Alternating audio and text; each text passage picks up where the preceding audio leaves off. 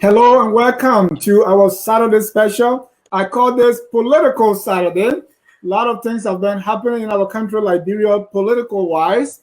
And I've thought it wise that we call the best political minds in the business to talk some politics. And with me, I have the host of the Hour of Politics, Mr. Ansoni Sia. I call him the political bulldog. He's on vacation somewhere there on the East Coast. Mr. Sia, welcome to Focus on Liberia. Thank you, Dennis. As always, I'm happy to be here to talk about the issues that matter. Talking about the issues that matters, who else can be an asset to the issues that matter than the chief political analyst of Focus on Liberia, Mr. Wilmon Weti Kuni. Mr. Kuni, welcome to Focus on Liberia. Thank you, Dennis. Always happy to be here. We are happy. We want to welcome all our viewers from across the globe. This is a hot political Saturday, and we want to talk some politics here. Things have been happening in our country, and we want to talk about that. First on the agenda is the protest by the legislative staffers. We also, the President Weah completed his first nationwide tour, visiting few counties. I mean, the name nationwide tour sometimes is a little deceiving, but we call it county-wide tour or nationwide tour, and he's back. And during the nationwide tour, we had a death of one of his EPS staffers. Those are the people in America. That's the those are the they used to be SSS. Now they are the EPS. They directly guide the president. One of them died, and there has been conflicting reports as to the cause of his death. We are here to break this all down, but who can do it better? Who can really talk about this than Mr. Ansoni Sia? Mr. Sia, it's all yours.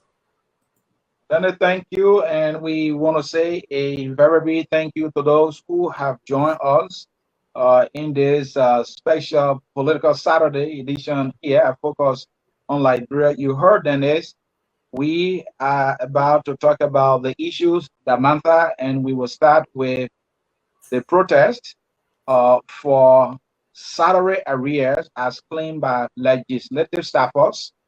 And that is one of the issues that we have on our political menu this evening for us to discuss. And it is, I was most honored having you joining us here in the discussion. And Dennis, I don't know if you want me to start right away to lay it all out. Just lay it out. I mean, who else can talk this thing? Lay it out. All right, thank you. Well, at some point, I know many of you heard the big word harmonization.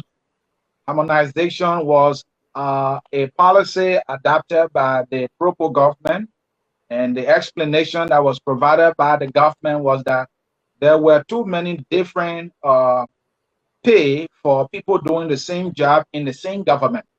So one of the goals of the harmonization was, well, to make sure those doing the same work get the same pay. And then they use another B word they call standardization, to balance everything out. So at some point, that harmonization policy was put into play by the government. And what we saw during the harmonization process was that, some people got a little bump, according to the government, and some people, what they were making dropped down because either they were making more than what they're supposed to make, depending on the type of job that they were doing. But fast forward, this harmonization caused a lot of trouble, one of which having to have happened at the national legislature. Staffers at the national legislature, a portion of their Liberian dollar salary was cut, according to senators at the national legislature. I'm talking about Senator Sir Joseph and also Darius Dillon. They spoke about it a little more extensively. So a portion of the Liberian dollar salary of legislative staffers was cut.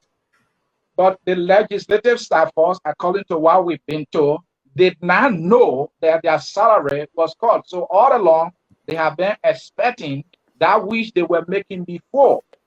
Fast forward a year later, they have not been able to receive the money. So they have assumed that the government of Liberia owes them. And so they have been making demands for the money to be paid to them. Now, the senators, when this claimed their attention, they had a meeting. The meeting was that, okay, what do we do? According to Darius DeLong, when the Senate met, they decided that it was a poor judgment on their part. It was a blunder on their part that when the Liberian dollar portion or a portion of the Liberian dollar salary of the legislative staffer was cut off by the harmonization, that legislative body did not inform their staffer that they had lost a portion of their Liberian dollar salary. He explained that it was their duty to inform them of that, and they did not do so. And so, because they failed to explain to the legislative staffers, they have made a decision that they will pay the staffers that money the legislative staffer has been claiming that the government owes them. And so that is the story. And I will bring in Dennis if you have any other question for further explanation so that I can provide that. Thank you. Thank you. Let me bring in Mr. Weah Kuni.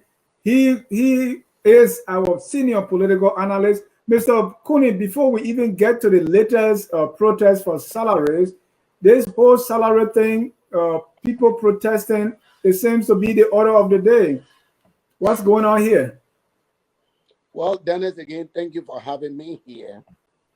You know, there are times I look at these issues using other lenses.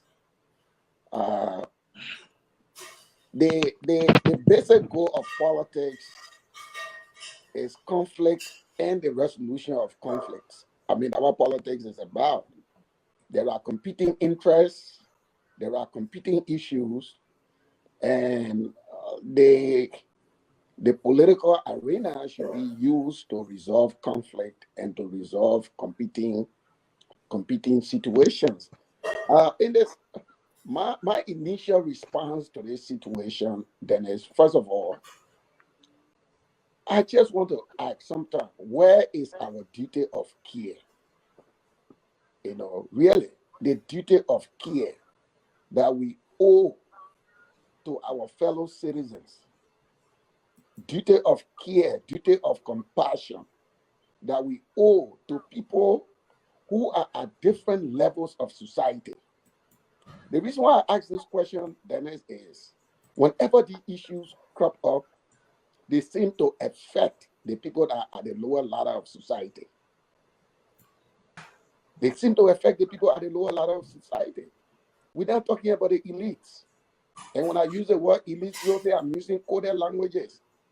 We're not talking about senators that are not taking pay.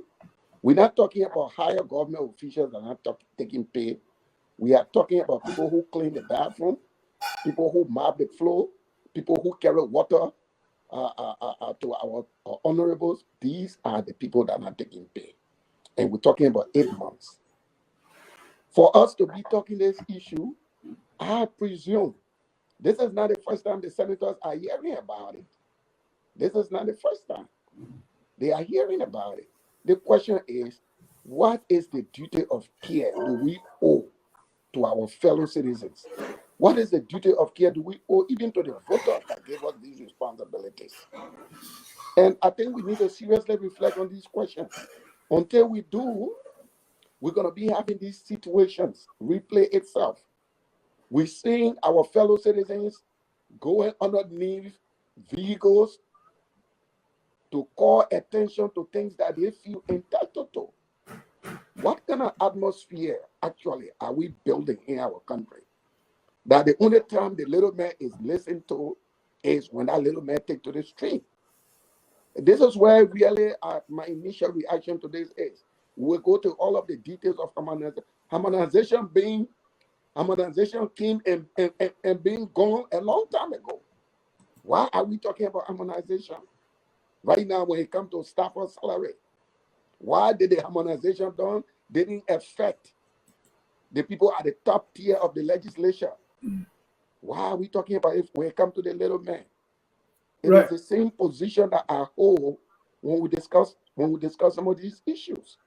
You know, when it came to The ordinary soldiers, nobody talking about the ordinary soldier. Everybody's like, oh, we pay the money for the honorable. I am, and I don't know because I am members of the grassroots. My mind goes out to the grassroots. Nobody, people not talking about that ordinary soldier man who contributed the $10 or $15 to a pension fund. And, his situation is forgotten. He's not, people don't care whether that his welfare, his humanity has been diminished. Everybody talking about political witch hunt. So these are the issues we need to reflect on, because we owe a duty of care to our fellow citizens, especially to those that are at the bottom of society. And we have to pay attention to this situation, because Dennis, if we don't, we'll be having a recurrence of these crises from time to time. Thank you, Deb. Thank you, Deb, Mr. Cooney. And harmonization, just to let you know that according to what we hear, it affected everybody, except that, as Mr. Sia explained earlier, except that those at the lower ebb, they were not informed as to the impact of the harmonization on their salaries. According to Senator Darius DeLong, the senators took responsibility that, yes, we did not inform you about the impact of the harmonization, so we are at fault. Mr. CA, it was first, and again, we'll come to this, it was first, people laying down on their cars to say, give up our pay. We saw Archie Pompon burning himself. Today, his condition is very sad.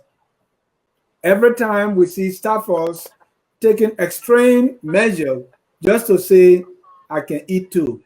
This is sad and this is sickening. Then the thing is, the more you try to understand this issue about this arrear, and then talk about, the more answers you tend to demand, right? And this is what I say that.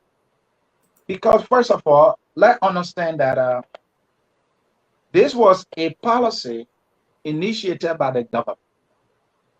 Now, from what we gather from Senator Darius DeLong and Sir Joseph, it is the finance ministry that pays these legislative staffers directly, and that every dime that government has for them goes directly to their bank account through a direct deposit system.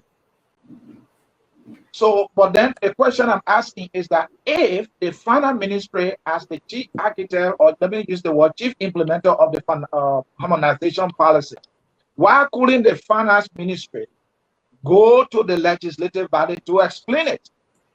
Are the legislator telling us that the finance ministry have explained it to them, and they're supposed to in turn explain it to their legislative staffers, and that they fail to do so? Is that why they are taking responsibility of paying this money that we can say they should not have paid because the harmonization had ended it? So the question is it the role of the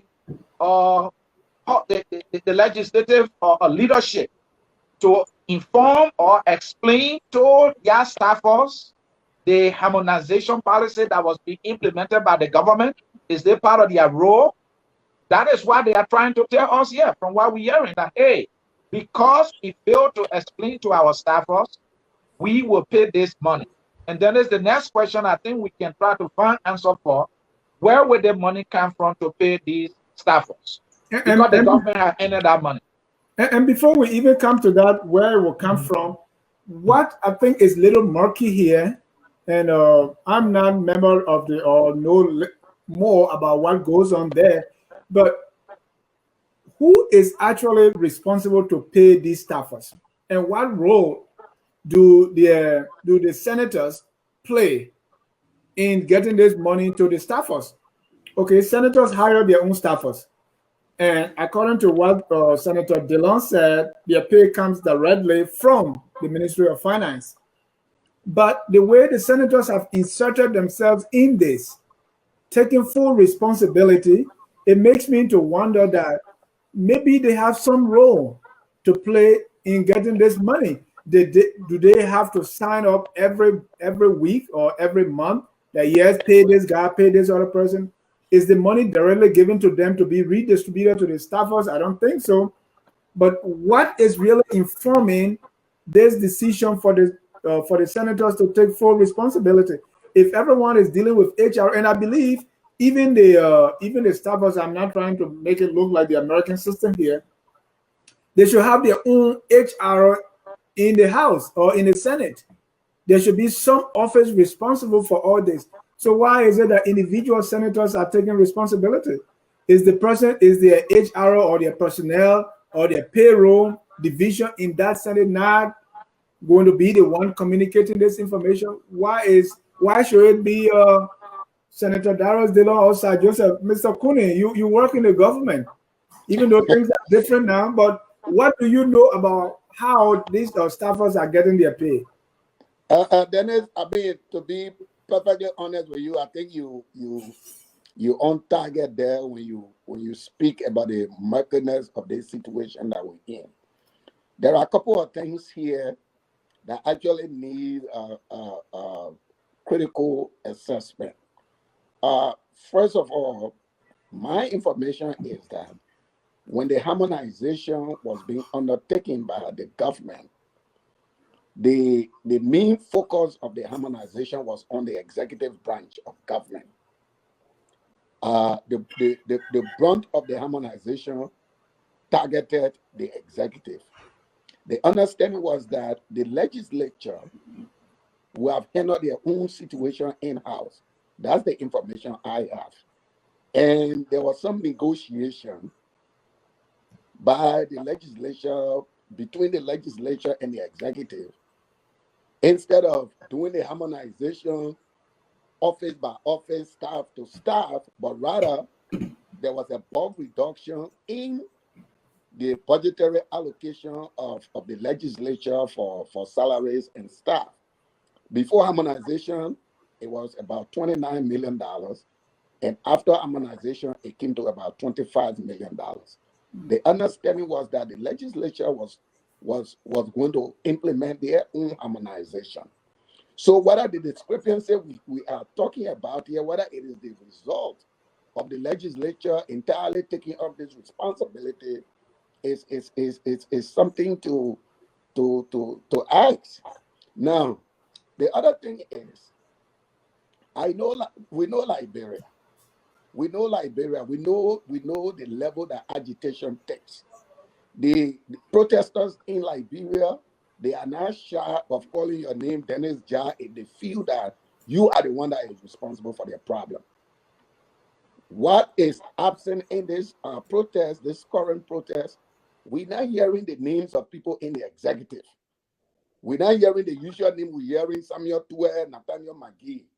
We're hearing the protesters calling out members of the Senate, people that they believe may be responsible for their plight. So the question is there some mechanism, is there something, some infrastructure in the Senate that is responsible for this situation? And if the answer is yes, the question is, why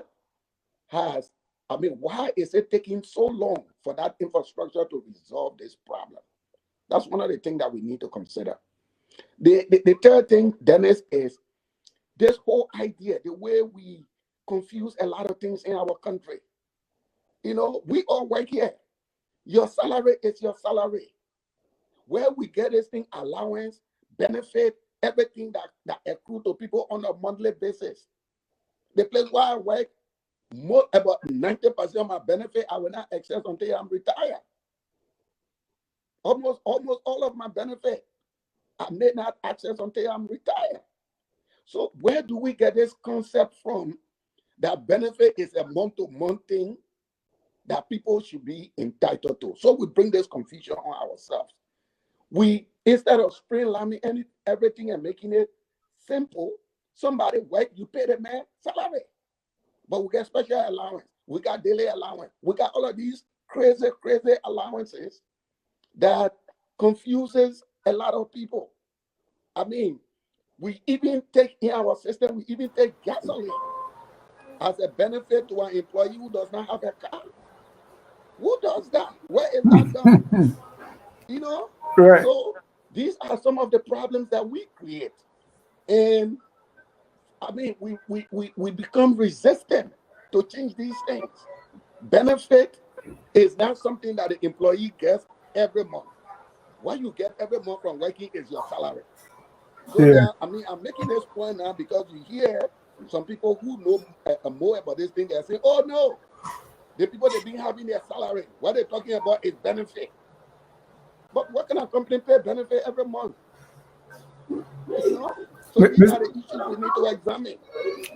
Mr. Sia, if you listen to Mr. Cooney very well, it looks to me that he's having some happy dance there because he said 2M McGill are not involved in this other. Did you hear that? When he said that, I said, well, why he felt the need to mention these individuals? Is he happy now that they are named, are now involved in this particular case? Is that a happy dance? No, no. It's not that I'm happy that the names are not mentioned. Well, I was only trying to emphasize the point that usually I want people to know who is responsible for their problem. Mm-hmm. And if this problem was at the doorstep of Samuel Tuer and Nathaniel McGee, we would have heard it by now. The fact that the protesters are leaving these people alone and calling other names, that tells us that our investigative sense should go in that direction to find out why are you calling these people names. You know, it might explain the situation that is going on. I don't know whether it's true or it's not true, but the question is, just like you say, Sonny, government salary is supposed to be paid by the government of Liberia, and the principal arm of government that's supposed to pay that salary is the Ministry of Finance. So if people are not being paid, why are they not calling the minister's name this time around, but they're calling other people's names? Maybe if we follow that question, it might give us some understanding as to what is unfolding at the legislature. And having said that, you know, I support peaceful protest at every level, but you know, when people are protesting, they should be aware that peaceful protest should not be used for any violent purposes. You know, but that was the only reason why I brought Tuer and my Okay, I will let Mr. Sia come in because the protest was not peaceful. I think they had the Senate, one Senator Situma under office arrest, and I think they disconnected power and all that. But then is in my definition of protest, that was a peaceful protest. Everybody have their definition. We have to understand when we say protest, it is a measure intended to register some level of seriousness and to call the attention of leadership involved. That protest was very peaceful in my judgment. Now, Mr. Cooney, thank you. You lay a lot of things out there that I agree with, and you question this rationale that Liberia people are paying benefits on a monthly basis. To the best of my knowledge, I know Liberia to be the only country. I won't be surprised if other African countries are doing that. Maybe that's why we do that.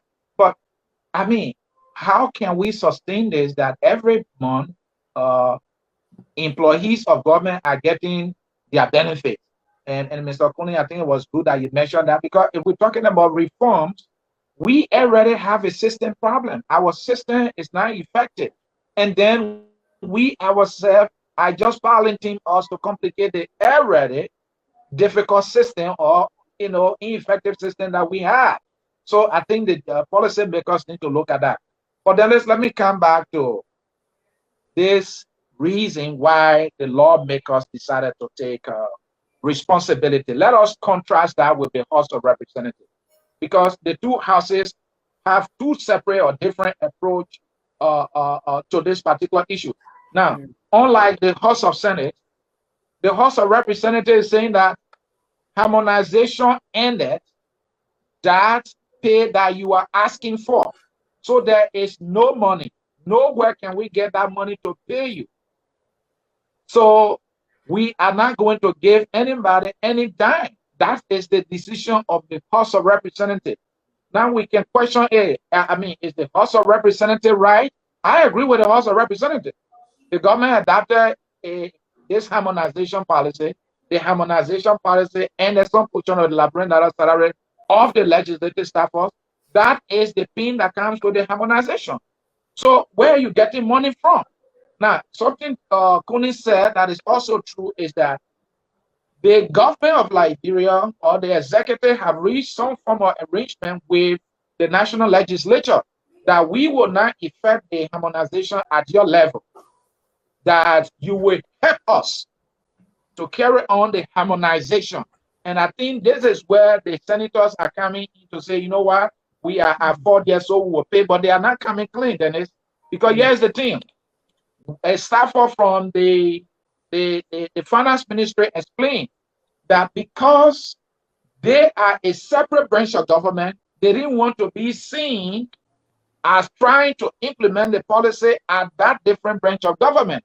So they have reached out to the legislature to do a list or level everything out and send it to them, and then they will finalize it at their end. My suspicion is that the House of Legislature failed to act on that agreement that was reached with them. And that is why they are taking responsibility now. You see, the law is coming, so well, we're supposed to have informed our staffers that, you know, the harmonization had entered your Liberian dollar salary. We failed to do that. And that is why we are taking responsibility to pay. That is more than not just informing them. I think they had a responsibility or a role that they should have played that they did not pay. They did not play, rather. And that is why they are saying, okay, but then saying we dropped the ball, we're going to pay this money. But they are not telling all the true story, and that is complete dishonesty on our part. Now, as though that is not bad, then I also question the idea, I continue to repeat this. Why do you want to pay these people money when the Liberian dollar portion, you know, has been ended? So where is the money coming from? Now, according to Sir Joseph and DeLong, they say, according to their meeting at the Senate level, they have decided that the money will be taken from their benefit. So what type of benefit, they will not tell exactly, whether that their transportation, whether that their gas, they won't even tell us, except that they have given, they have talked to the Ways and Means guys, you know, to carry on a kind of process that will be able to secure some money from their benefit to pay these people. Now, Akara Gray on the other side at the House of Representatives say, no, what are you doing? It's not right, because the money that you're trying to take, that money was budgeted and it was finalized by a legislative budget process, making it to be law. So for you to just take money from there and move it to your staff, according to him, that he described it as misapplication of money, and according to him, that is a crime. So these dynamics are playing out, and then it's something they are howling. And I agree. I want to maintain that they should not be paying the legislative staff for any money, because the government policy ended that. And you are 100% on the ball. It looks like this is besides the senators having something to hide. I think the proverbial light is trying to make himself look good here again, at the expense of policy. And I agree with Carlos Gray. When the budget is passed, it becomes law. So if you are moving money from one area and putting it into another area, that's illegal. So you can't do that. I'm going to open the phone line very quickly so that others will join us in this. If you have a little more light on this issue, please chime in. But I think what the senators are trying to do, they are just trying to, is most of the time there is this little competition between the executive and the legislators. So right now in the Senate, I think to say that, hey, we dropped the ball. First of all, why did you drop the ball? You know, why? I mean, what was difficult? What exactly you did not do? You say we failed to inform them. The harmonization started almost a year ago now. Yeah. So how long is it going to take to pick up this ball? And why will it require for this kind of protest? Mr. C called it peaceful. Why will it require this before you act, before you admit that you dropped the ball? At a time that Senator DeLong was screaming, being the light, the Cheche Pole in the Senate, why is it that we never heard about this? At a time they dropped the ball, or at a time that directive was given to them, and he being the Cheche Pole, he did not come out to tell us. And then they went into a meeting and decided that, hey, since we dropped the ball, we're going to pay this amount. We're going to do this. We are taking the responsibility. I think the senator too, in the interest of transparency, should have come out again and made that public. It shouldn't require this drastic action before they act. I think the senators are hiding something. There are some senators that want to make themselves look good. And then if the harmonization ended this, now you are going to rob Peter to pay Paul. I think that is not the way to go. Mr. Kune, I know you are happy Tuer and Mange are not involved in this one, but regardless of who is involved, this needs to stop. We need to streamline these activities, and in the interest of transparency, we got to know what's going on. Salaries should not be secret for elected officials. It should be out there. We should see this on their website, and there should be no ambiguity when it comes to who gets what and when. Look, listen, I perfectly agree with you. You know, I mean, I wouldn't mention that just to focus on our investigative sense, because, you know, sometimes we try to lump government together. Yeah. And sometimes we have to make the distinction where the fault lies. We need to focus there. So, I mean, this is why I was pointing to that. But you're right. You know, like I said, this bundling of things, you know, that we call benefit that go from month to month need to stop. We've been having that kind of situation for a long time. Somebody working with LEC, the man, and benefit that for him to connect wherever house he in, we call it benefit in Liberia. These things need to stop. Somebody pay you, somebody work for you, pay the person. Let the person go use his money to get whatever thing you want to get. If the person want to use all his money to get scratch car, let him buy a scratch car. We're giving people money for scratch car. We're giving people money for gas. I mean, I know at certain level of government operation, these things go. But again, what sense does it make to get gas slip to somebody who doesn't work out? Basically, you're telling the person go sell the government gas slip. You see? Yeah. So, but we need to do better at that. Mm-hmm. The more serious point again is that everybody talk about preserving the peace in the country. The preservation of peace in that country is the responsibility of everybody, no matter where you are located. And we shouldn't ignore the plight of our people until it reaches a boiling point before we rush to respond. This is not good for peace. Again, I maintain that I believe this is not the first time senators are hearing about this issue. And to wait at this last minute before being serious to address it is troubling for me. I do not support any form of violence in protest. I recognize the difference between peaceful protests and protests that have the energy of violence. People should not be resorting to those kind of activities. That is wrong. But what is equally wrong is to ignore the ordinary man until his anger and frustration reaches a boiling point where he feels that the system is not responding to him, and then he has to go into the street or he has to make noise. All those things help to disturb the peace. So maybe a lesson we can learn from this is all of us, Liberian citizens, government officials, whatever entities we have, our ears should be open to the plight of our people, to the plight of the constituency we serve. We should not wait until things reach crisis point before the cavalry can arrive and provide solution. This is not a way a normal society works. Yeah. And I hope we can learn this lesson from this incident. Yeah. The people are talking about 8 months pay. So when did people get to know that this problem was simmering in the Senate? When the senators got to know, who knew it? You know what time? You see, all of these things, the way we treat our fellow men and admitting, especially those that are to the bottom of society, help to promote the peace, and we should focus on that. I don't know if any of you listened to the gentleman from the CSA, the Civil Service Agency. I think his explanation was more confusing as to more confusing. It's like, what is he talking about? I couldn't even understand a thing. Was he trying to hide something too? Did you listen to that? Dennis, I listened to him and he got the whole thing so confusing. But one thing that is significant that he explained, we said it earlier, that hey, the executive branch could not work at the legislature and effect it, right? And so they have asked the legislative leadership to help them in that regard, and they were Mr. going to C, before you finalize go it. on, even that explanation that executive could not go to the legislature and do something, what sense does that make? If the finance minister is responsible for this thing, and you are going from place to place explaining this and letting people know, and you are paying them, and when it comes to harmonization, you say no, we can't do it. You do it. It doesn't make any sense to me. But continue. And then I know the war ineptitude is being thrown around for quite too often, right?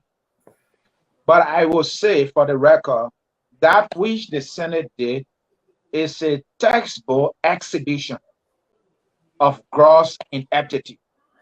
The matter was simple. The word ineptitude is just the inability to add when you're supposed to add, more so when you are a leader. So harmonization ended that. All you needed to do, according to you, that you didn't do, was to call your staffers and tell them some portion of your Liberian dollars pay has been ended by harmonization, so you're not going to receive it anymore.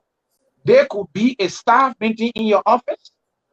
There could be a general staff meeting that the entire legislature called, to all the staffers and inform them, and then the thing will have been resolved. And the senators are telling us that they failed to do that. And that failure is going to cost them millions of dollars that could be used for something else. Dennis, if that is not gross ineptitude, I don't know what that is. And then there is Dillon. You pointed out about he claiming being the Cheche Pole. Mr. Cheche Pole, something that simple, to have informed your staff that your Liberian data salary, some portion of it are ended, and so you will see, shortage in your pay. Don't think that the government owes you. He could not explain that. The light could not explain that. I know I'm beating on him because he set a standard that we think is good, and he has to be able to not only talk the talk, he should be able to walk the walk. So he and his colleagues then exhibited gross ineptitude. Let me contrast that with the House again. According to Gray, they called all their staffers at the level of the House of Representatives and told them, you're not getting some portion of the Liberian dollar salary, and that is responsible for something that appeared like we owe you. No one owes you. You're not getting that money. That money ceased from coming from the finance ministry.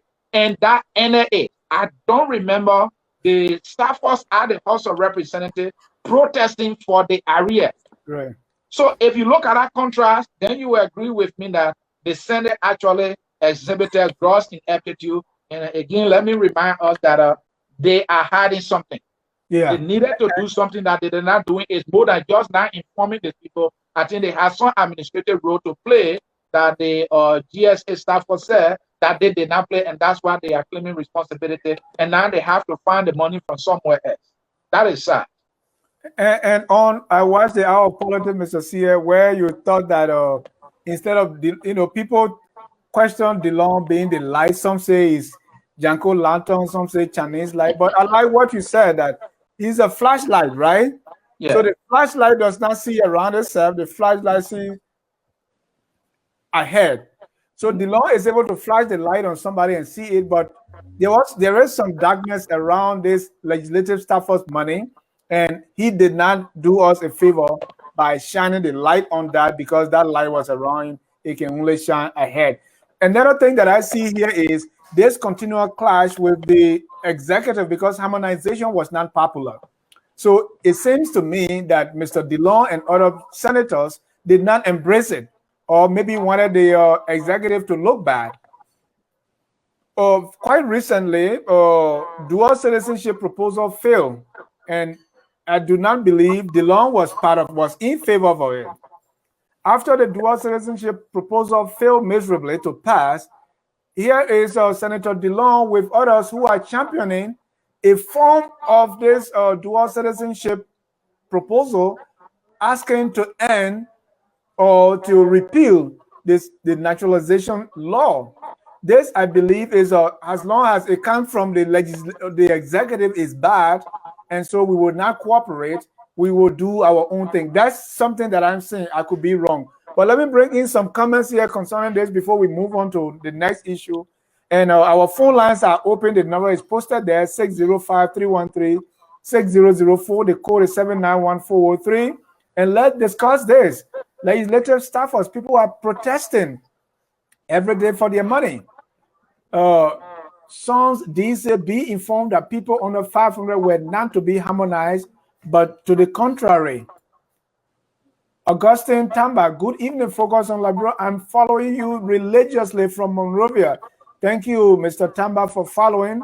Emmanuel Jackson is watching us from Boston. Thank you, Emmanuel.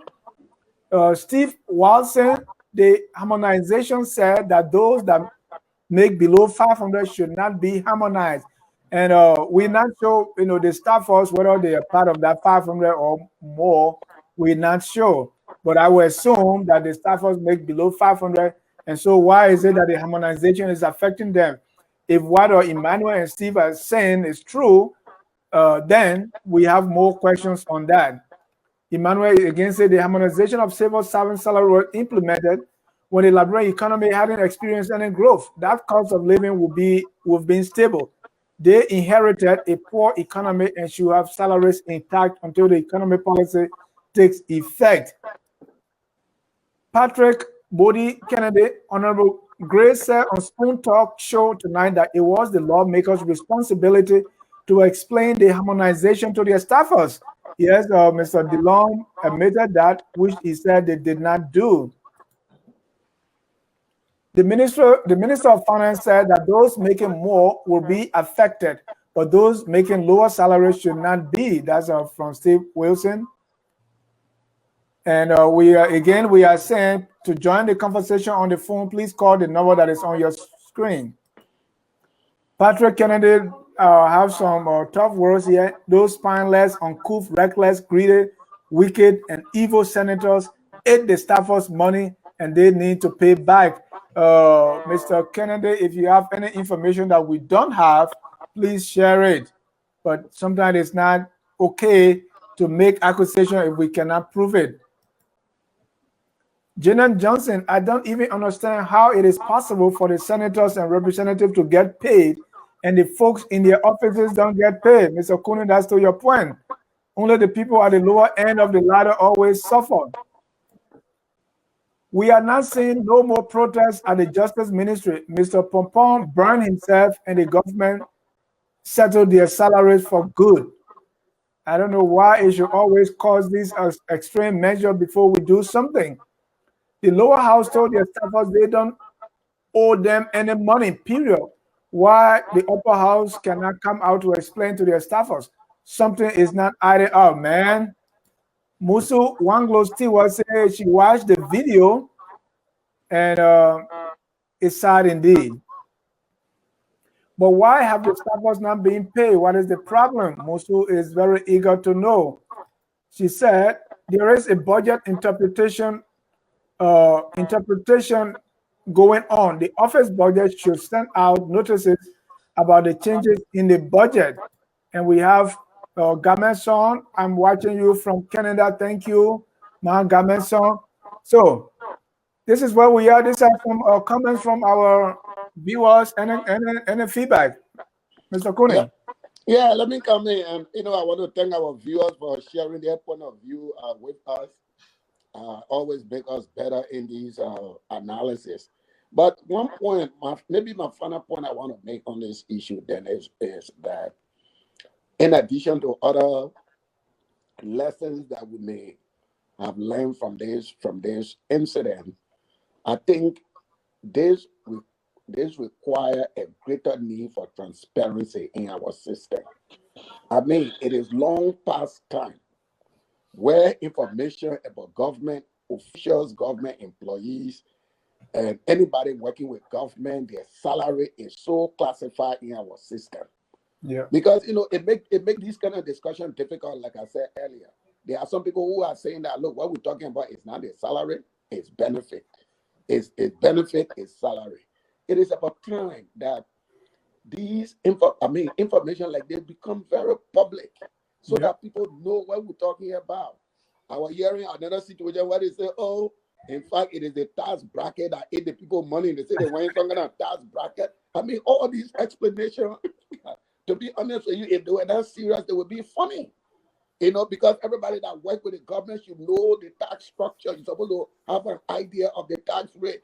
There are some of us will refuse to do overtime because we know what tax category that overtime will put us in, and we make that cost benefit analysis. It's not worth, it doesn't worth our time to do the overtime. So why are these kind of information still secretive to our people? I mean, the salary that public officials make should not be secret, should not be classified. You go to the city of Philadelphia, you put my title there. How much I make in the city is there. How much I will make in the next 5 years is calculated. Let move our system a little bit, higher to the next level, so that all of these misinformation and disinformation that serve to create tensions among us in the society can end. We don't even have an agreement as to who is taking pay in the government. It depends on who you ask. You ask the person, oh yeah, we're taking pay. The other, oh no, 3 months we ain't take pay. Whether it is true, whether it's not true, we need to harmonize. Let me use the harmonize. All of these things need to be harmonized so that the society can be on the same level of information. We are not there yet. Everybody's salary is secret. Everybody's benefit is secret. If these things are lawful, why are people keeping them secret? You work, you deserve the pay. Why should it be secret? Why should it, right? I know exactly how much a member of the United States House of Representatives makes. Anybody can get that information. You just Google it, it's right there. I know the benefits. I know the health care.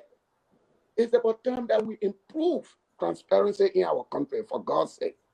Yeah. For too long, we don't even know how much the president of Liberia make. For too long. We don't know how much senators making. And, to Dillon said he was going to help us to make these things public, but they still, in short supply.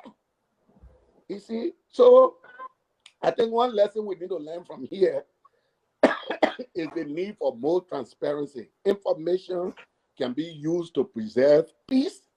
Disinformation can be used to create chaos. And I think we need to move in this direction so everybody knows what is going on. Then people can be making an argument that, oh, you need to pay us because we need to take care of our constituency. What kind of argument is that? Your salary is for your legislative work. It's not for you to go take care of your constituency. Who able to pay you for you to go take care of your constituency? You were elected by maybe 40,000 persons. How the government, what kind of salary would they pay you to go take care of those people individually? I know. Those things don't make sense. Yep. Dennis, we got to move to the next topic, and this is what I'm going to say. Mr. Cooley made an observation earlier, and I want to turn it into a recommendation to our government.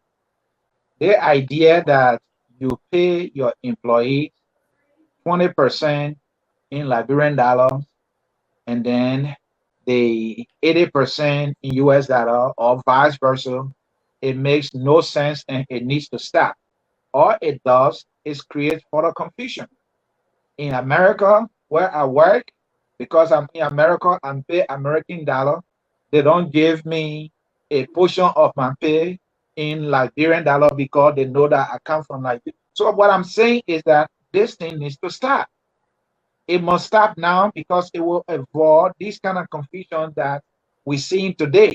So government should look into that, even including senators and all these people. What should be their pay should be their pay.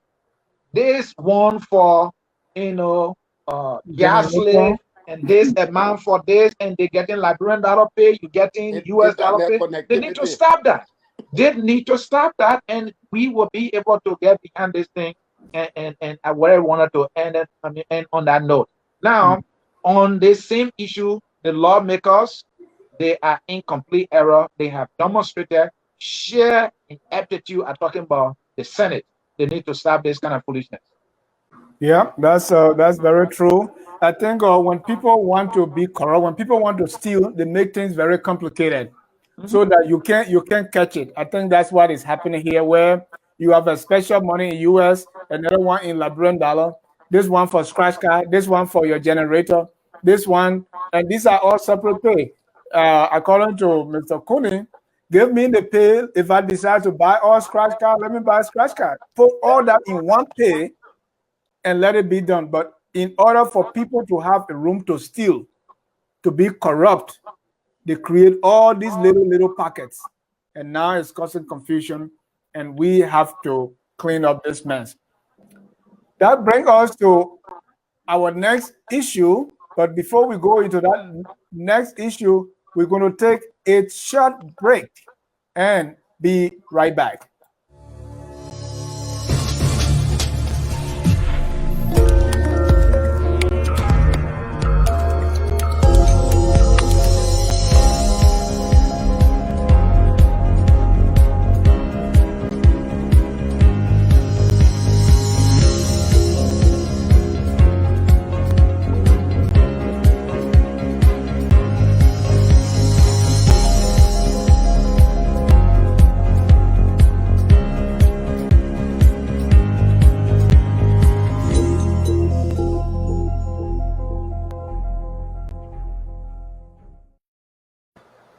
Thank you for watching. This is Focus on Liberia. This is our political Saturday. I'm in discussion with our chief political analyst, Mr. Weah Cooney, who's joining us from Philadelphia, and Focus on Liberia host for the Hour of Politics, who is now vacationing in the city of brotherly love, Mr. Anthony Sear, and we are discussing some political issues that are happening in our country.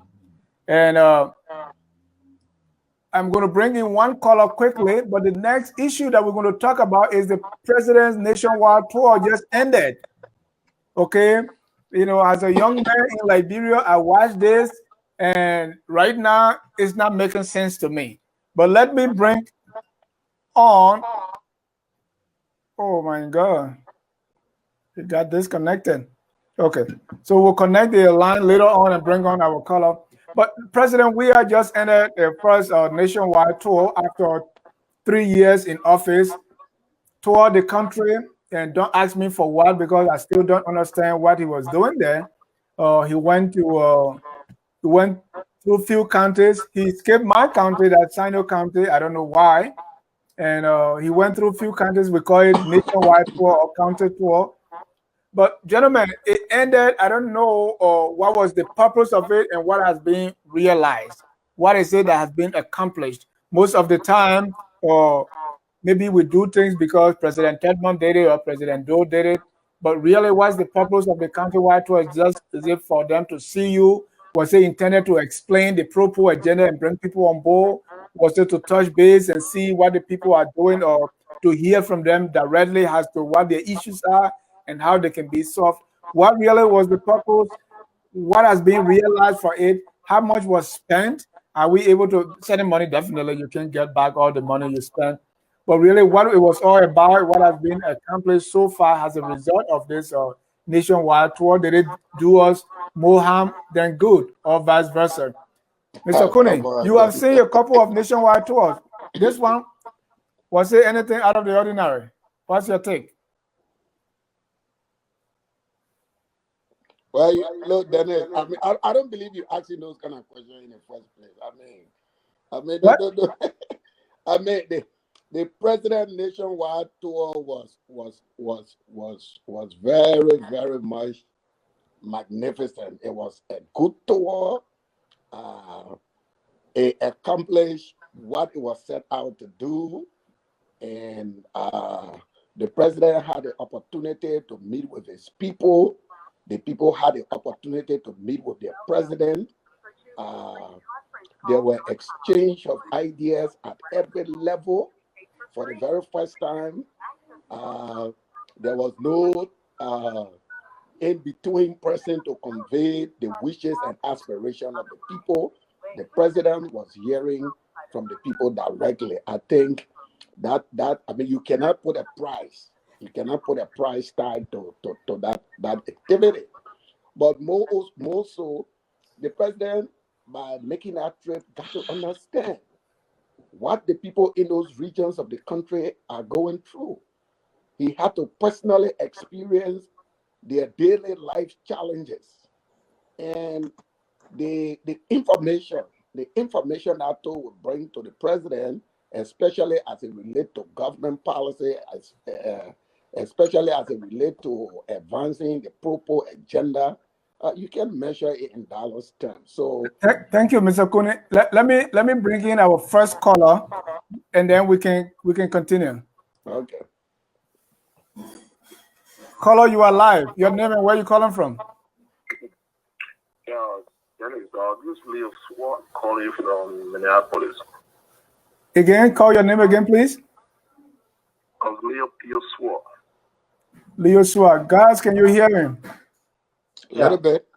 All right, Leo, please raise the volume a little bit and let's get your take. Okay. Look, I just want to talk on the issue that is Stafford at the Liberia Senate. Okay. Look, there's no if and end about this whole thing, right? You do not have to be a rocket scientist to know that the senator, who should normally refer to as the upper house of the Liberian Senate, is something that we all know in the Liberian params. There was some foul play.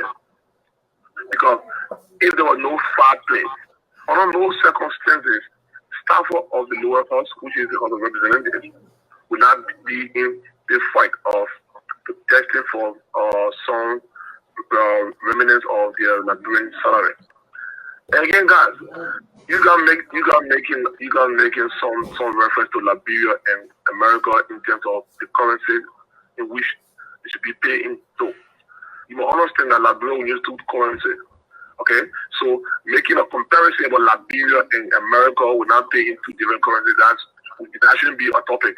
You guys should just drop it up because in the first place, America use one currency, which is the US dollar. And we know that Liberia use two currencies, which is the Liberian dollar and the US currency. So paying in a Liberian government official or staff with two currency, I don't see it to be a problem. Where I see it to be a problem is what is due those workers, right? Those staffers should be duty given to them. And I think that who say he's a light, we all know that he's not a light. He just try to round the ignorance of the Liberian people, because Liberian people, once you can save lives to them, go down good at doing research of our own, people see it as gullible. So we shouldn't see Dylan as anybody who in this Liberian Senate as a light. All we need is that we don't want to go the other way, like the case of the guy called Achipamo who burned himself. Can you imagine? To take that the rule of law is not even holding in Liberia. Because even because of Stafford or demonstrating or protesting for salary that was taken to them by their bosses, have no right, give anybody the right to even go and disconnect power for the Liberian Senate, the first house of our government. You saw in the United States there, right? People only want to protest the feelings concerning election, right? You said that the American government claimed it as treason because the American government said an overthrow of the country. Because of that, the president was impeached by the lower house, okay, subsequently by the upper house. So all those, I think, look, we're joking in Liberia. Let's be honest, we are joking in Liberia. Those guys, they're demonstrating, the reason why people keep demonstrating and nothing doing out of it, because people are not being penalized for things that they ought not to do. And the demonstrating, which is your right to demonstrate, is true. But at the end of the day, if you cross a bound or you cross the line, one of them should be penalized for it. There should be no way that those who want to go demonstrate this going weekend or during the midweek should go unpunished. Thank you. But unfortunately, because of resident indictment is another form of subversive attack to the Liberian government. So I hope people can look at this. In how much we are in sympathy with them for the salary. It's also good that they should try to respect the government. And the law is weak in Liberia. As long as the law is weak in Liberia, trust it, we'll find it difficult to get the needed investment we need in our country because investors will be afraid that if people cannot take care of their own people misbehaving, I'm sure that will bring our $1 billion into our country. If anybody can burn it or steal it, we get a redress. Thank you, Leo. These are things that I think you got to be discussing. Thank you so much. Thank you. Thank you for your contribution. Guys, you heard Leo say the idea of talking about double salary doesn't make sense. We should drop it. Well, Dennis, what I would say to Leo is that why is America using one currency and Liberia using two? Why? There's no benefit using two. Huh? There's no economic benefit using two. There's no economic benefit, and we'll bend down this road. So let him come and justify what good is it doing for Liberia for doing that. Ghana is not doing that. I went to Ivory Coast, I lived there. Ivory Coast is not doing that. Guinea is not doing that. Sierra Leone is not doing that. So why are we doing that? And these countries that I just named, they're doing better than Liberia economically. So let's cut this off and use our Liberian dollar. Let us respect our own money for once. We can't show our own money, have respect, and then think that somebody else should be able to respect our money. So I think Leo does not have any point here. Thank you. Let's go back to the nationwide tour, Mr. Kone. I stopped you so that we could get the our first caller. But go ahead. You were saying the president's trip, you can nickel and dime it is good. Yeah, it was splendid. Yeah, but quickly, I think the point as Sonny made is we all been crying. What is the economic benefit of using these two currencies? And I think people, people need to really tell us why are we doing that. And the second point I want to agree with Leo on is that no matter what our issues are, violence should never be used to advance our issues. I said that earlier. But back to the president trip. I think if I will quote somebody, that trip was really, really fruitful and rewarding. The president had the opportunity to meet with the people. The president had to experience personally the daily activity of life for our people in a Mr. Kune, let me stop you. You were in Kabbalah, I was in the weekend. When the people come there, when somebody come there to visit us and we the student, we line the route, how does that make the president to experience the daily life of the people? Well, look, Dennis, we saw the president crisscrossing difficult terrain in the interior of the country, moving from one point to the other. There could be no better teacher. There could be no better teacher to the president besides those treacherous roads and those treacherous paths that he crossed. So nobody needs now to tell him again what the condition of our people, what plight the people are living through. And but the most important thing is, I think the trip was necessary from the political standpoint. I mean, these people, the regions elected the president. The president needed to go there and tell the people thank you. When somebody do something for you, you tell them thank you. And it would have been a political malfeasance if the president had sat in Monrovia all of these years without going to the interior, without going into the counties, and only wait for election time to go and campaign again. So from the political standpoint of view, that was 100% a step that he took.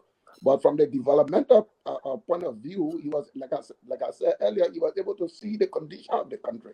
So, for example, if somebody talking about a road that link Dudweke to Palibo or wherever town, the president knows what he's talking about is no longer abstract. Nobody is presenting him theories. But more besides, I followed the trip. Residents of the various counties were able to tell the president their grievances with concession companies, grievances with other operations of government. And I want to believe that those grievances will be addressed so that you can put a dollar value to the trip, Dennis. I think the trip was wonderful, and I applaud the president for making that trip. I want him to continue the trip to the rest of the counties. I think there is Lofa County that is still on the dashboard. There is Bapulu County, there is Bombing, there is Cape Mount. I know in due time the president will visit those other regions of the county and get to directly dialogue with Liberians. I mean, you saw the president. I mean, the greatest strength of the president is his ordinariness, and that was actually shown during that visit. The people at every level were interacting with the president, and that was something that was really a good gesture on the part of the people to see them interacting with their president. Mr. C.A., Mr. Kuni described it as splendid, and it was necessary politically, developmental-wise, but at what cost? Then There's no cost. The first thing I want to say, if that is splendid, then the word splendid has no meaning as of now. Look, we have to be serious here. Let me register my respectful disagreement with the chief political analyst. It is clear that he has a side politically. And I understand that it is his job to clean it up when it's not looking good on his side, so that it can pay the necessary political dividend. I get that. But the part I don't get is that it's splendid. No, there was nothing splendid about it. Let me say, Dennis, we need to call, and I'm even calling for an end to whatever they call it, presidential tour, or county tour, nationwide tour, whatever it is. I'm calling that to come to an immediate end because it has no meaning. Now, who are we talking about here? We are talking about George Weah, right? We are talking about the claim sum of the sword. I remember very recently President Weah was narrating his story that sometime back it was one John Kofi who had a car. If you are coming from the southeast, it was that only car you need to travel with to come to Monrovia. And Cooney wanted to lecture us that he needed to go and see the barrows so that he would be able to make decisions. I don't need to see any barrow anymore. I'm from the south. I have seen it all. I don't need to go see that road or those roads anymore before I can make a decision. Now, the president has money in his budget for domestic travel. The president could have used that money to go and tell the people thank you. But to make it a nationwide tour as they are describing it, raise very close to $1 million just to fanfare and find ways of eating money, it's just unacceptable. Completely unacceptable. The president has made himself the project inspector-in-chief in Liberia. And he has been doing that to the pleasing of people who support him, who are now critical on him. He's been pleasing them. He could use some of the very money he's been using to be going around Nickeltown, Claratown, and inspecting these market projects and go as far as his own county and inspect whatever project that is going on. But to plan, look for several thousands of dollars, put behind him the finance minister, the managing director of the port, and many other officials of government, and these people needed to be fair along the way, that the Liberian government needed to be responsible for their travel, just for what? To show us that, oh, they're building a housing project. The last time I checked, we had somebody who is the head of housing. That person can go and inspect that project. And many other projects, the same thing can be said. The president was elected about 3 years ago by the Liberian people to his own happiness and to the happiness of his own people. It took him more than 3 years to go and visit the people. And he brought it under the canopy of a nationwide tour just to find extra money when in fact he has a budget for domestic travel. We have been on quarantine as a nation because of coronavirus. The president have not had the time to travel that much. Where is that money, Dennis? For which they have to look for extra money for Samuel Weah and George Weah to show up in one little bush, turn the cutlass upside down to just fool our people. This is preposterous. This is a waste of money. That does not accomplish anything. All it did was to make the man to feel that he's in charge when he's not in charge yet. They need to stop this thing. They need to stop it. Who benefited? These are the guys here. Yes, Bear Tuere. Yes, Samuel Tuere. and you think that's going to change anything? It's not going to change anything. Just use that symbolism. It must be turned into something realistic. But from what we know, it's not going to happen. So then they just did this thing to find another way to eat extra money, as though the money they're eating, the one they have budgeted for themselves, is not enough. They are still finding ways to eat money. Now, the little children they brought from the school, their life going to remain the same. It's not going to change. That visit not going to do anything. President Weah needed not to go to Southeast or any other place to know that the country is challenged when it comes to bar roads, when it comes to hospitals, when it comes to school, everything. He needed not to, budget some about almost $1 million to go and see that. He needed not to do that. He could use the budget for domestic travel and he could do that. And he needed not to go with the finance minister. What the finance minister going to do on that trip? Mr. C, I see your frustration. I'm equally frustrated because, first of all, let's go to the history. Mr. Kune knows a little bit about history. The history of this county-wide tour. We have a unitary state. We have a dominant presidency or an imperial presidency. The one we coin here on Focus on Liberia has the King Kong presidency. And they started way back, Mr. Kune. You are a champion of decentralization. You are a champion of not looking at the all-powerful Monrovia as the god. Here is the story. Long back, where the rest of the country was not Liberia, and piece by piece, Liberia was supposed to be added. So the big guys in Monrovia will take this, do something like this, where when they leave Monrovia to go to Bond County, for instance, they are looked at as gods, because it's a privilege for them to leave their high horse and come down to the people. Okay, so if you were in that situation, you will appreciate it.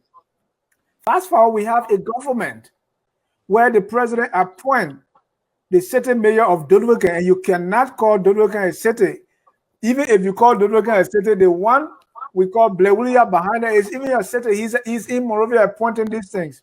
These are people, right? And according to you, he has to go there to experience it himself. Well, the good news is he has his representatives in those areas. What are they telling him? Are they not reporting? Is the superintendent of Sino County for nothing? Or does he not believe him that he himself had to go there and see it? I think if the president can go anywhere in the country, right? He can even fly to Sino. He should visit, he should see all parts of the country.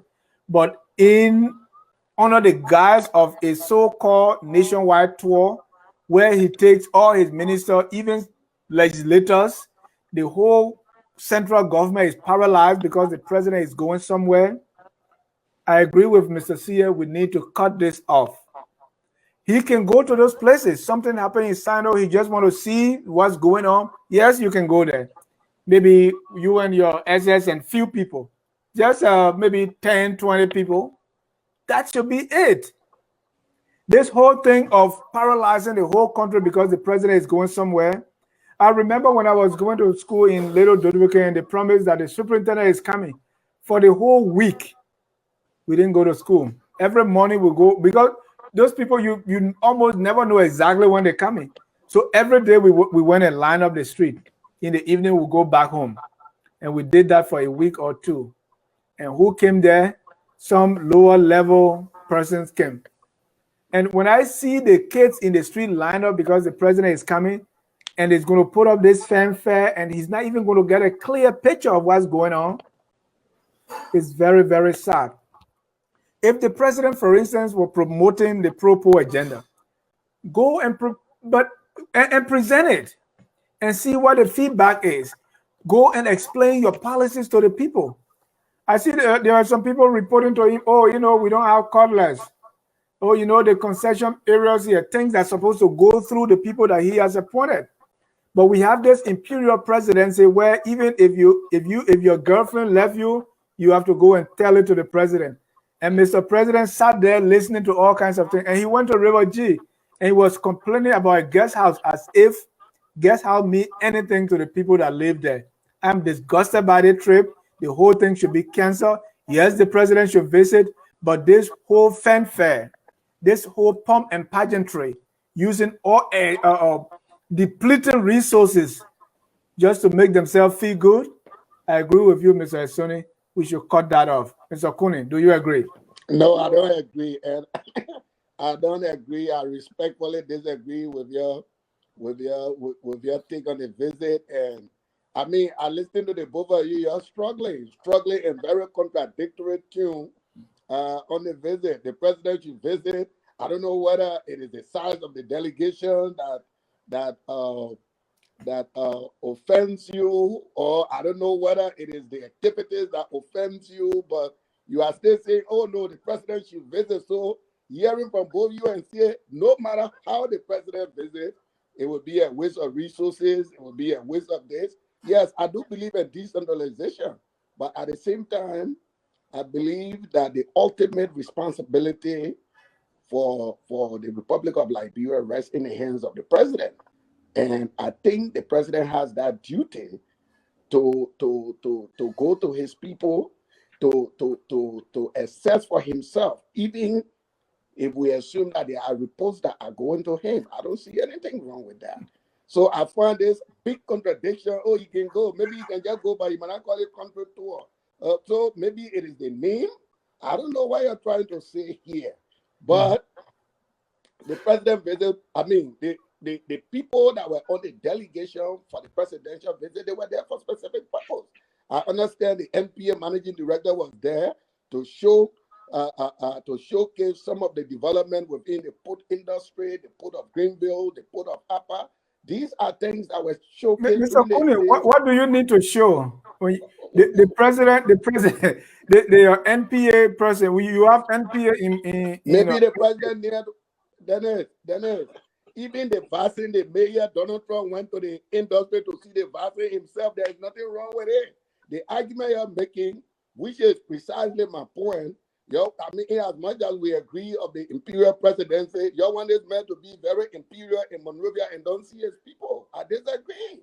It is his duty to go out there, even if somebody presented to him that, look, the port of Green Bay is excellent. It is the responsibility of the president to make sure that the port is excellent. There is nothing wrong with that. If somebody says we are making farm in River G, there is nothing wrong with the president going there to see the farm for himself. We see these stores everywhere. The President Trump went to Visor factory to see the vaccine himself. Joe Biden went to Texas to go to the hall to see the people giving the vaccine to the people. It was not a waste of resources. So I see Asane, reciting opposition talk points. So the president is damned if you don't. And if the president are not going to the interior, the criticism would be, oh, send the man where you elected, you never even visited the interior of the place. He just go on foreign travel. Now the president go on domestic travel. No, the president should not go on domestic travel. Some people, we can't have it both ways. We can't have it both ways. The visit was successful, and I saw the Liberian people interacting with their president. I see the president being very attentive to the concerns of the Liberian people. Yes, you don't have to go to the southeast to know the condition. Mr. Kuni, you make your point. But one thing, Mr. Sia, before you come in, is one thing that for me show was a symbolism of the Weah presidency was the trip, was the what I saw in Grand Cru, right? You saw the lights, you saw the housing development, you saw all of those things. Those are not symbols, Dennis. This thing may be symbol to you here. I didn't. That's not what I'm talking. That's not what I'm talking about. Those things may be symbols to you here. The light may be symbol to you, but it's not. No, that's not what I'm talking about. I saw the light. I saw the light in Monrovia too. I see the light. And you saw the housing development. Yeah, I saw that. Those are symbols. No, that's not the symbol I was talking about. But those were the things that we saw during the visit. Right. No, you didn't make me to end. I'm saying the president went somewhere and the car was parked there. And the president directed Funati Kofa, a guy called Funati, mean wait for your time. But I don't know if he ever waited for his time. The president told him, let's go. They raised a song, right? The president and Funati and the rest of the crew, and this meant so much to me. Maybe I'm reading into it too much.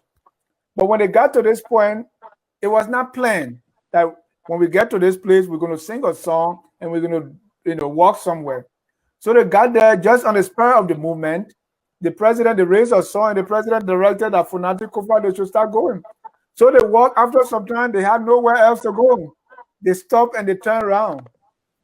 Here is what that symbolized to me. Beautiful. No, the president, there was no plan. He did not decide that this was what he was going to do. It happened just like that. And then as they moved, they reached to a point where they found that they couldn't go anymore. And then they decided to turn around. I found out that this is an indication of the Weah presidency. I don't think a lot of things are planned. I don't think a lot of things are driven. I don't think a lot of things are outcome driven. They happen, okay, let's do this. And by the time in the middle of what they are doing, there's no money to continue. And so they get stuck and turn around and walk back to the car. That's what I saw in Grand Cru. Mr. C. And we have some colors on the line. So Mr. C, make your point. We bring in 2 colors. Yeah, Dennis, you have a point there, and what your point speaks to is the president celebrity status. He is a celebrity. That is the arena he comes from, and people from that arena, everybody around them follow their details, and that's how it is. It's the same thing that has come to the presidency. The president was excited, and by the way, that was in Southtown, our town. The president myself share the same town. We don't share the same belief and understanding of things, when it comes to politics. So he was excited, and he's like, "Oh, let go." Franti, an older brother, who should say, "Hey, no, this is a war dance we're talking about here. In war dance, maybe Mr. Kune is a Morovia boy. War dance, there must be a leader, a designated leader to lead. President Weah told upon himself that he will lead a war dance because he's president. And because he does not know how to lead a war dance, and Funanti, who will now wait for his time, even though that's why he needs suggest, will follow the president. This is how all his lieutenants follow him. Oh, I want to do this. Oh, yeah, President, let's go. Let me learn, Mr. Kune. You will come in. Mr. Kune, let him learn. Mr. Kune, be patient. This is a discussion. Right. So, and this man called Funanti now, you don't even want to know. He's not even, Mr. Kune, I'm talking about our time here. So please exercise a little bit of patience. The war dance that President Weah danced, I danced that war dance. I know the rules of this particular war dance. There must be a designated leader. We must decide the terrain that you will travel, where you will stop and where you will return. But again, not reading into it too much. There was so much excitement, but that does not negate that should not have been done that way. And Mr. Kune, hold your peace here. This president, he went to his town. Let me bring some good moment here so you will be happy, because I don't want to give you too much Bila Boy. What I saw, Dennis, was a guy who got very happy and excited at the same time. I saw a picture where he was walking on the beach and he was all by himself. And that moment you're talking about, there was no security whatsoever. That was a good moment. If President Weah will not recalibrate after that experience, especially the one I saw in his hometown, where he felt at home, where there was no security and he felt safe. Even the security guys were not bothering. They knew that he was safe and no one was after him. If that guy, that moment, will not bring the judge where he's supposed to be, then this government here will not deliver. Even though Mr. Kune will celebrate few houses here and there, that are now well built in the first place, substandard houses, but he will say, Ellen Johnson Sally did not do those things, so we should celebrate. I'm not celebrating. I want a better Liberia. And let me bring in a few comments here, and then we get the phone line. Mr. Kune, you talked twice, so that's enough. He wants to defeat us in this conversation, then I know why he's doing. Yeah, he's Francis Kenneth Patrick say FOA is a big and been around for a while now, Mr. Host and co-host. I recommend that you guys establish a radio or TV station in Morovia to report all the happenings. Yes, thank you. I say amen to that. we have that on the horizon, but we need all the support that we can. And talking about this issue now, Musu still are talking about the dual currency. I think paying in dual currency, which is wrong, is a way of making people think they are being paid more. It is psychological. But let me bring in our guests here because some of them are dropping. They can't wait. Dennis Cote, you are live. Go ahead. Hello, everybody. I just want to say thank you, Mr. Dennis Jah and Mr. Anthony here. I thank you so much for the efforts, what you people have been doing to enlighten our minds. I also want to thank the panelists, our political analyst, Mr. Cummings, for always accepting to be here. Well, here is what I observed. First, I was driving, so I was really enjoying the first topic, but then I just stopped when the president's tour came in. You can comment on anything you want, Mr. Cote. Okay. Well, let me address this president's tour first. Mr. Cummings, I don't want to agree with you that the president's tour was splendid, something that we should agree with, because it really doesn't make sense to me. The president came first where he started from.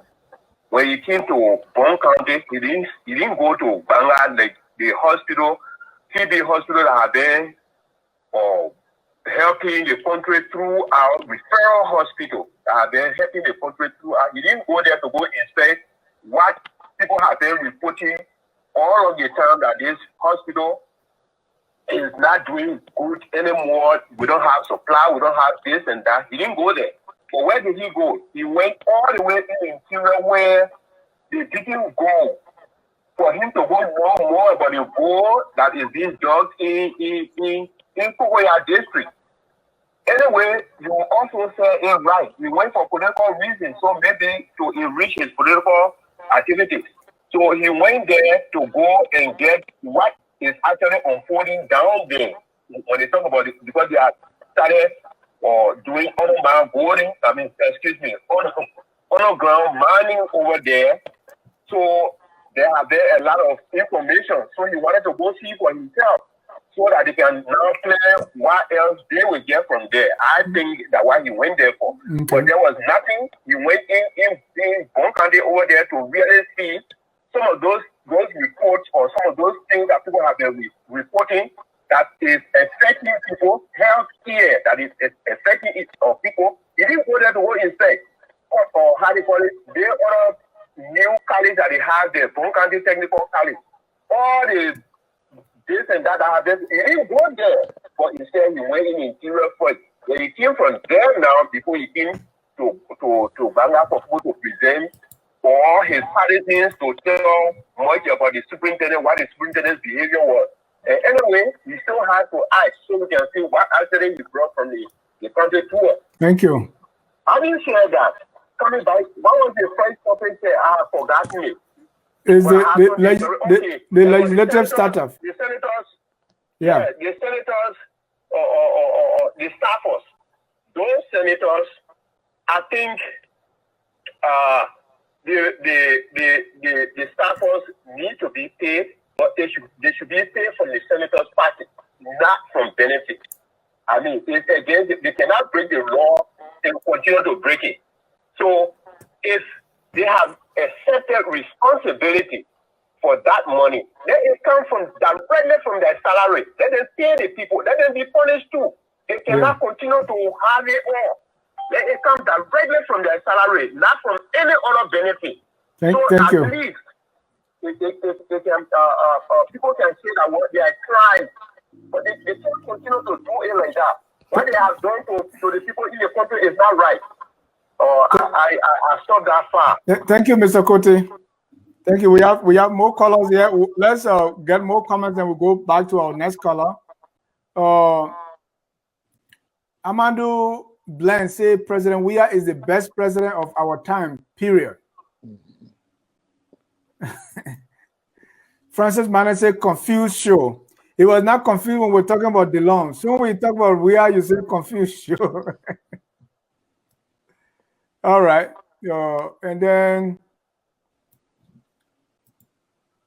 Musu said, yes, students are mandated to line the roads to meet the president. It has always been the case in Liberia. Yes, and that's what I'm complaining about it now because I suffered that for nothing.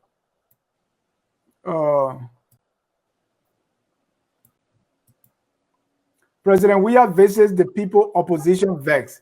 Even if President Weah raised the opposition relative from the dead, they will ask him to reverse that miracle only because they don't want to give him credit. That from Augustus Flomo. And then there's another one here who said, Ellen did the countrywide tour, and why are you talking now? Let me see who said that about Ellen. He said Ellen did the countrywide tour. And so let me bring in our last caller, and then we can go on our next topic. That's John Mawolo. John, you are live. Yeah, hello. I'm calling from Maryland. Listen, Dennis, Anthony, and Mr. Cooney, I think George Weah supporters will do him well if they stop being too mediocre. Listen, the presidency is the highest post in our country, anywhere in the world, in fact. This attitude that we should expect the least from the president is not helping this country. You don't have to be unpatriotic or you yourself don't know what you're looking for. We should always expect better from our president. The president, when you look at that trip, he went through, like you said, both the own morale. Because you see, it's better to go and talk to people who don't know what's supposed to be than to talk to people who know. So he goes in the place, he doesn't do the important things. He does the superficial things. And the people, like Mr. Connie said, they're happy. Everything makes them happy. Because they don't know what they deserve. They don't know how much they're supposed to get. Instead of going and making sure that the things they pay money for are done. Instead of making sure to reviewing the people's lifestyle, he goes there to have fun. He's standing on his stage in the Bahamas, singing his music. Yes, people say, oh, he's coming down to the people. But of all the things that are going on in that country that was the best thing, listen, we need to expect more from the president. Yeah. We should stop making it look like this president don't know nothing. And so anything he does is okay. No. If he knew he didn't know anything, he shouldn't have run for president. Thank you. If you run for president, you should be the best. And if you're not the best, we have the right to complain until you do better or until you get out of it. Thank you, Mr. Maulo. Few more comments here. Some Wallo say the tour was appropriate. The size of the entourage is a legitimate concern. Francis Manning said, gentlemen, please discuss something better on your show and forget about the president nationwide tour because it was necessary. And Musu said, I think he had a great time though. So the president really had a great time. As you said, Mr. C, he's a celebrity president. And so great time, that's his middle name. All right. And then somebody was cussing here, Sonny Marie, is that it? Say, please balance your narrative. Tell us what happened to Ellen before the war too and blah, blah, blah. So let's give your final comments on this and then we move on to our last topic. Time is far, far spent. And Dennis, I just want to say that the president enjoyed himself. You could tell, as he toured a few counties. And you know, those are the moments that the president, you know, likes to see that people are coming around him. It's all about him, and you know, he's the one. You know, he's sunshine. You know, he likes to shine, and so that was a shining moment for him. And you know, so I think he had a good time. I hope that good time will energize him to be the leader that he needs to be for Liberia. And this pageantry is not going to get us there. We are far behind. And but what we see is, you know, pageantry is the order of the day under this presidency, and that is unfortunate for our people. And the very people that coming around that he's trying to give hope. I don't know if he's actually doing so, but that's how they see it. He really need to rise up to the occasion and give them the hope that they deserve. But I don't see that. Mr. Curry. Well, look, I'm just going to make this brief remark. Brief, okay. I want to borrow from someone. I just forgot the person who made this saying, you know, sometimes if you don't know where you slip, then you got no idea as to how far you have to go. And when we engage in this discussion for our country, many people seem to be very much unaware to how far the country slipped. And since they don't have that awareness, they expect very urgent and speedy recovery. But for some of us that are aware of when this country slipped and where we slipped, we think the kind of recovery, the kind of development we seek will be over time. It will not be in 3 years. And I think this president is making great effort on this country tour. The president visited hospitals, presented transformers, dedicated housing estates, toll port facilities. And then the final point I want to make, which I just thought it was kind of a low ball from the both of you, is, you know, trying to critique the president's cultural participation with his people. I think the president should be applauded for that. You know, if you go by some of our experience, this is a young man.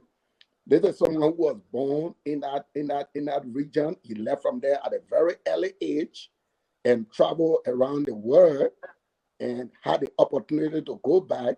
And you could see that desire for him to be with his people. You see that desire for him to explore his culture and to use that as a symptom of his governance. I think that was a low ball. And to those who say, oh, the president had a good time and other things, you know, what you are misreading is the authenticity of the president that make many Liberians to love him. He's very authentic. He doesn't have an elite mind. It is his ordinariness that make him that magnet for the people. And if you see on the trip, the magnetic field was all around because the president was who he is. Very authentic, very ordinary, and the people saw themselves in their president. And this is why you see the good spirit, why you call enjoyment. No, it was the people identifying, seeing the ordinariness of this president, seeing his authentic behavior, which is sometimes repulsive to elites, you know. Thank you, Mr. Kone. They were supposed to be brief. To the elites, going in the bushes with our people and trying to use the color, it offends elite mentality, but it doesn't offend we the ordinary people. It tells us that our president is us and we are our president. Thank you. Thank you. And we should also remember that on that same tour, instead of the president uniting the people, he was singing "Liar Man." You lie, you lie, you lie. It was Liar Man. Was the last comment. Let's move on. Yeah, this was oh, Mr. Kune, why you don't like, are you like this guy? There's a comment here which I wanted to even show you. He said they are confused. He said, okay, James Tano. He said another confused opposition talking about our God-sent leader. Mr. Kune, if we don't sometimes hold the president accountable, these are some of the talking points that we get. It's a God-sent leader, so nobody dare say anything. In fact, the other guy said, Ellen carried war and destroyed Liberia. None of you complain, but brave to denigrate this peaceful and great president. We saw that with Tedman. where they say, you know, God sent him and this. Let me bring on Pape Flomo before we move on to the next topic, which is the death of the EPS officer, which is being termed. Pape Flomo, you are live. Quickly to the issue, 1 minute. Yes. Yeah, thank you very much for having me. Look, I just want to liken the president's visit to his people, to the security Bible. I mean, I'm just assuming you guys are Christians. You know, there was this, I think, donkey, and then this man and the child, they're supposed to sit on the donkey, but they were, you know, walking beside the donkey, and people started laughing at them. Oh, you have a donkey, why don't you sit on it? Then the man sat on the donkey, or the people laugh at the man. Oh, you are so heartless. How can you sit on that donkey and allow your child to walk? And then the man put the child on the donkey. Other people started laughing at him. They said, hey, this man is so stupid. How can you put your child on the donkey and then you are walking? So the thing is, no matter what president we have done, people will still talk, or will still talk. Even like I said earlier, even if president we are raised, they are relatives from the dead, they will still complain because they don't want to give him the credit. Look, President we are went down to the people level. People are still complaining why he had to go and dance and beat drum and all of that. If he didn't do it again, you will say President Weah is an elitist. He went to the people, he couldn't even dance with the people. I mean, like Mr. Kuni said, if he does it, he damn. If he doesn't do it, he damn. So all I would just advise the president, because I know he listens to your show, is that look, just do your best, help the people, and then what? The next person can then do. That next person will continue from there. And just to conclude here, before we can make an argument whether President Weah is doing well or not, like Mr. Kuni said again, you should compare that to something. You should see where we were coming from. You should see where we're coming from. You can't have a child and the child reach 17 years old and the child cannot read to a third grade level. Then you left the woman with the child. Then the woman had a new boyfriend. Now the new boyfriend is trying to, help the child to read. Now the child turns 18 years old. You came back to the house. Oh, grown man, 18-year-old, my child can't even read. No, you left the woman when the child was 17 years old. So this man who has come for 1 year, you expect that man to make your child to reach to that third grade level in 1 year? Yeah, Pape Flomo, are you trying to imply that President Weah or Judge Weah left Southtown? He traveled the world, made all the money, and never went back to Southtown until he was president. Is that the analogy? Yeah. Well, that is not. You got the analogy wrong. President Weah invested in human development. Okay, great. No, I get it. All around the world. Yes. Okay. Thank you very much, my brother. Thank you. Mr. Kuni, are asking Pape Flomo and you jump there. You're getting all the bill about Let's go to on this same presidential tour or county-wide tour. A tragedy happened. EPS officer Melvin Early, I think it should be L-E-Y there, not L-Y. Melvin Early died on the tour, and the death was ruled a suicide. Not by the doctors, but it was from, I think, what I read was it was the presidential chief of staff, someone from the president's office who called the family and said he died from suicide. Others, the first report that he shot himself multiple times. The body, this happened in Tapeta.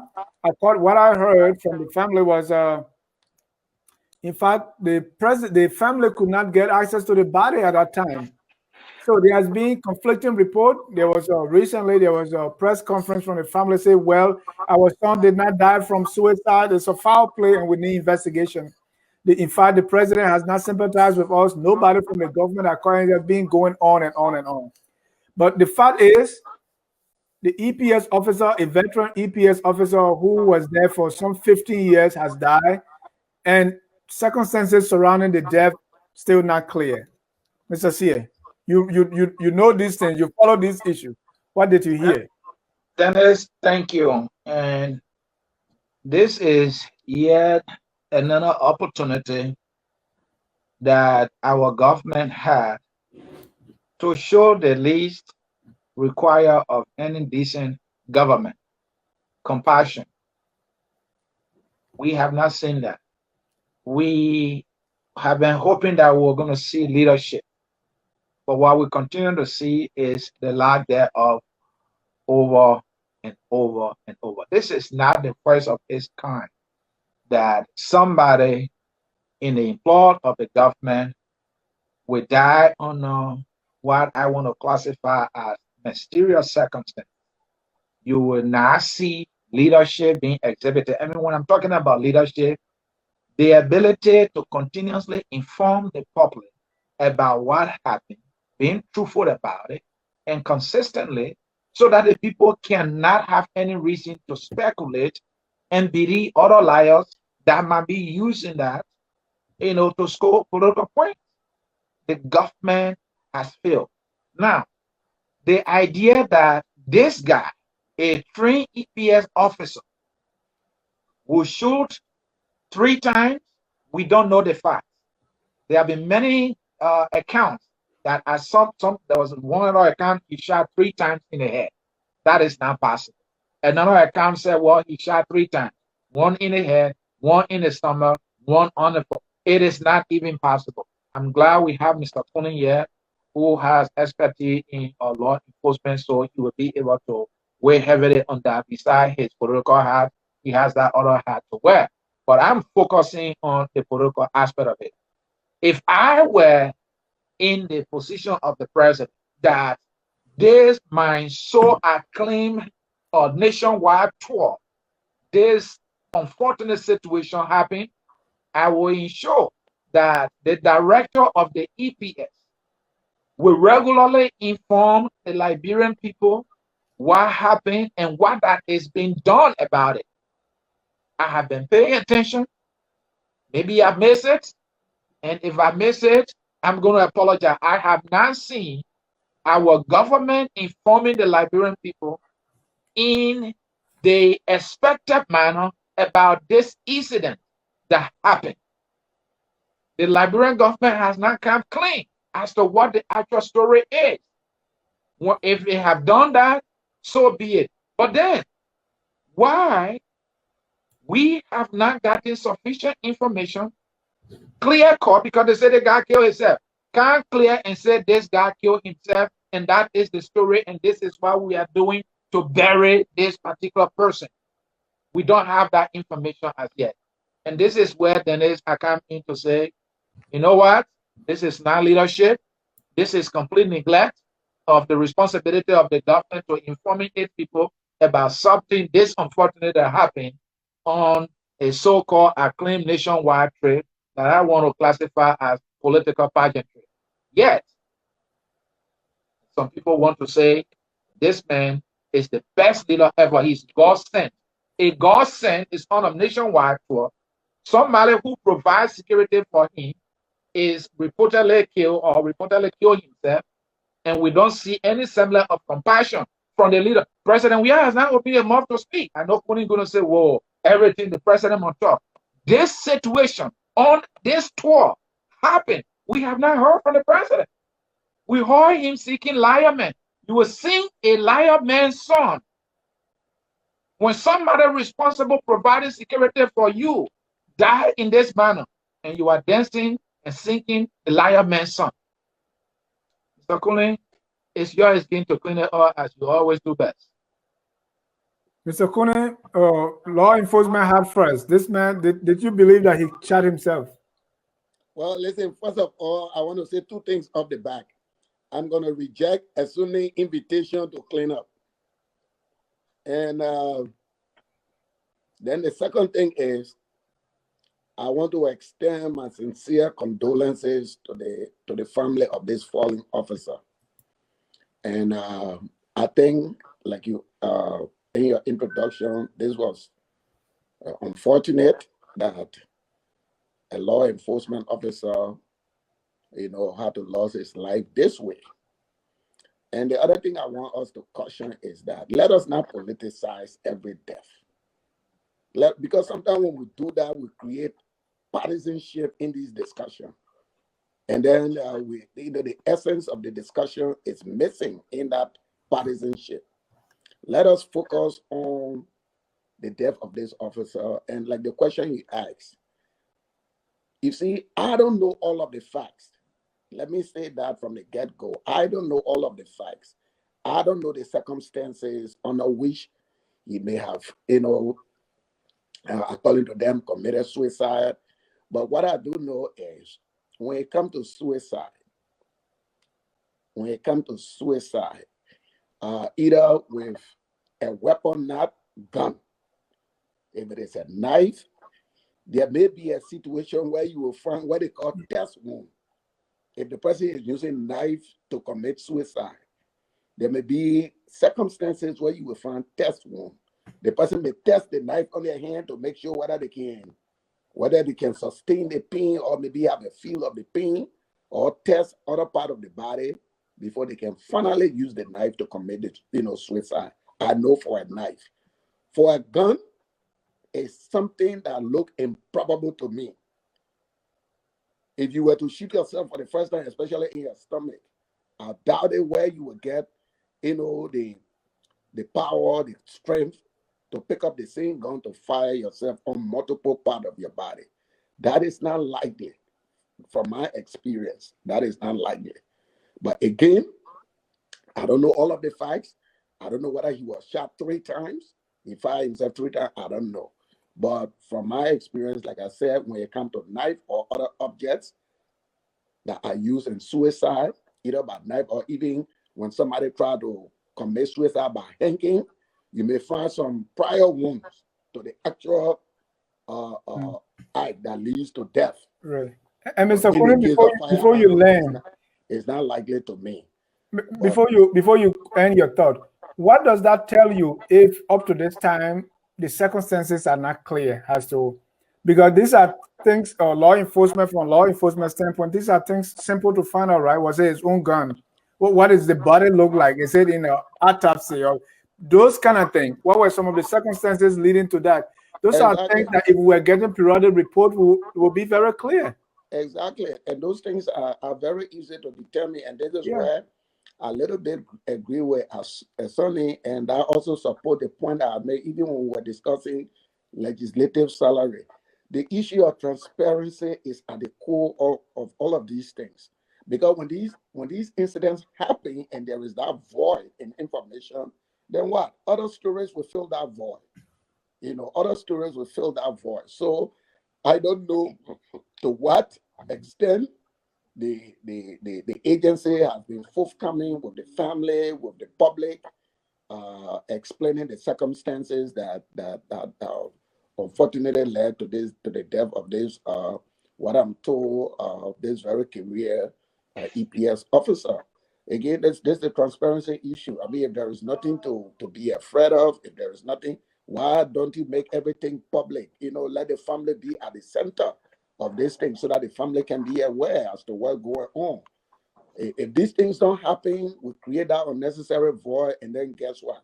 Misinformation and rumors can crop in, and all you go low, we create another big problem. So I'm hoping that if the information has not been shared by the agency, by the medical pathologist, if the family has not been involved with this, then my recommendation is that all of these things need to be done so that this officer can be, giving the appropriate send-off that he deserves, giving his contribution to the country, giving his service to country.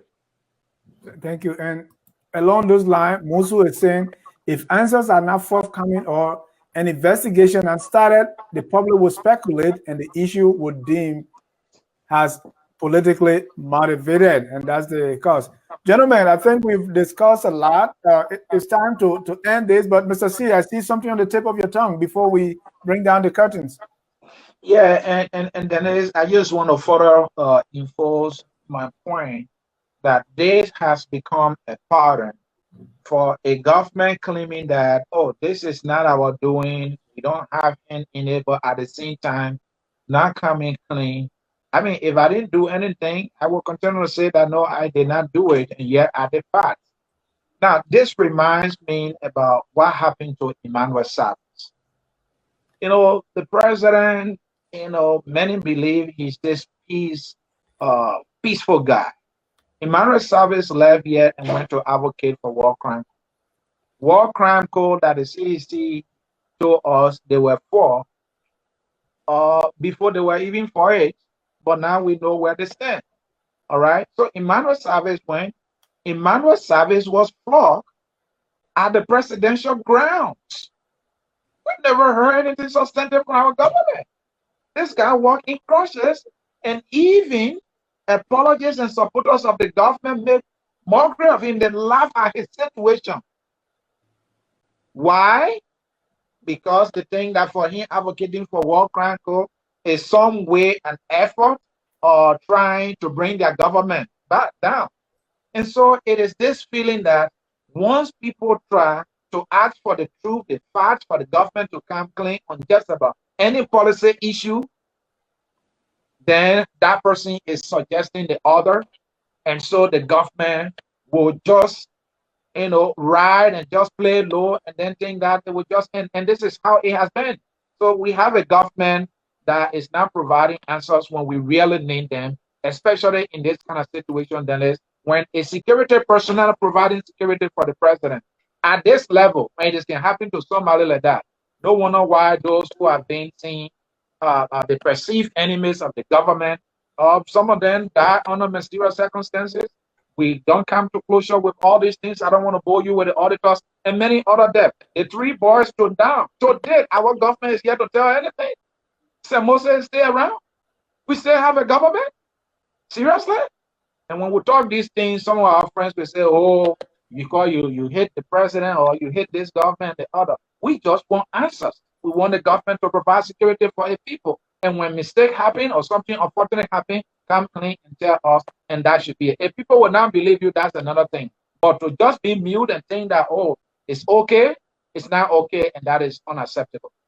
And to your point, Sebastian, we are saying most of you sit in America and say things that you are not capable of doing for the people of Liberia. The best life you enjoy in America is to criticize everything the president does. Very sad for Liberia. We always will bring you your comment, good or bad, praise us, hate us, say all kinds of things, give us bitter ball, even pepper. We will let you know. Mr. Kune, Mr. CA, we thank you so much for your input. And in this discussion, I want to thank our viewers as well. Don't forget, this time we are live in Monrovia every Thursday. Every Wednesday, Thursday, and Friday, we are live on Hot FM 107. That's their show there, 1079. So Wednesday, 11 a.m. local time, Thursday, 5 p.m. local time, and Friday, 11 a.m. Tune in to Focus on Liberia. If you are anywhere in the world, go to www.hotfm,